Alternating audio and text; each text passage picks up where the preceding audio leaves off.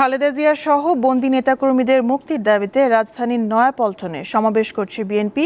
সেখানে আছেন সহকর্মী সানজিদা প্লাবনী। সরাসরি চলে যাচ্ছি তার কাছে। প্লাবনী, বিএনপি মহাসচিব কি বক্তব্য রেখেছেন এবং সমাবেশের এই মুহূর্তের পরিস্থিতি কি আমাদের জানাবেন?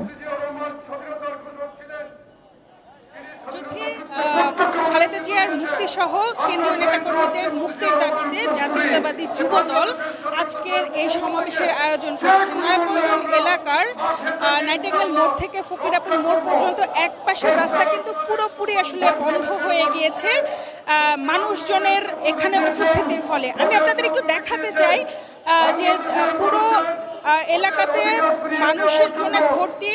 স্লোগান আপনি বলেন, স্লোগান বলেন, আপনার ব্যানার বলেন, ফেস্টুন বলেন, তারা আসলে পল্টন এলাকা এখানে মুখরিত অবস্থায় আছে।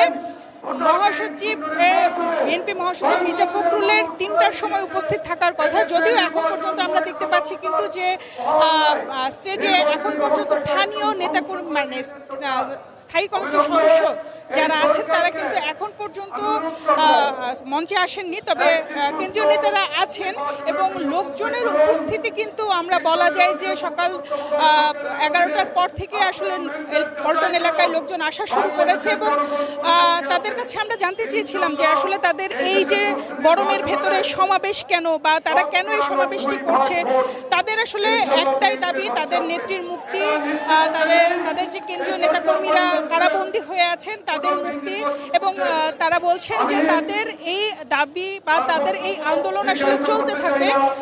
আমি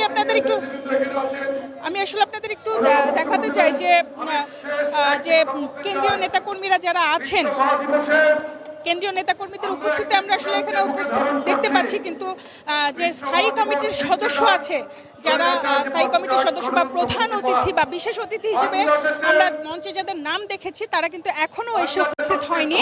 তবে নেতাকর্মীরা বলছেন খুব শীঘ্রই তারা এসে উপস্থিত হবেন এবং তাদের মাঝে তাদের বক্তব্য প্রেরণ করবেন। তো নয়াপল্টন এলাকায় আমার কাছে এই ছিল সর্বশেষ পরিস্থিতি।